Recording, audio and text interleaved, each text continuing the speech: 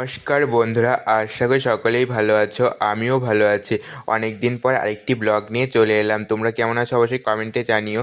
আর দেখতে পাচ্ছ আমাদের ঘর কিন্তু প্রায় 1 বছর হয়ে গেছে, এখনও কিন্তু মেঝ ঢালাই হয়নি, কোনো কিছুই হয়নি ভালো করে। দেখতে পাচ্ছ এখন কিন্তু আবার নতুন করে নতুন বাড়ির ঘর ঢুকছে। এই মুহূর্তে কিন্তু আমাদের ঘরের কাজটা একটু করা হচ্ছে। যাই হোক, এখানে বাবা পাথর বিছাচ্ছিল খুব সুন্দর করে। যাই হোক, এত কিন্তু অনেক কষ্ট করে আমাদের এই ঘরটা দেওয়া হচ্ছে।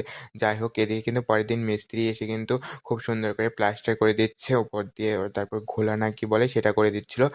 আর কিন্তু খুব সুন্দর করে করছিল। যাই হোক, এটা করতে কিন্তু আমাদের অনেক টাকা খরচা হয়েছে। আর যাই হোক, সরকার থেকে যে টাকা দিয়েছিল সেই টাকায় কিন্তু কিছুই হয়নি, আর অনেক টাকা চলে গেছে আমাদের হাত থেকে।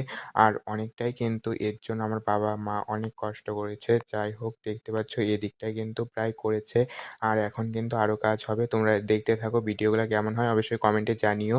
আর তোমরা খারাপ আর যাই হোক যেটাই হোক কমেন্ট করো প্লিজ বন্ধুরা। এই কমেন্টটার জন্যই আমি কিন্তু ভিডিও করছি। আমি খারাপ কমেন্ট পেলেও তোমাদেরকে কিছু বলবো না।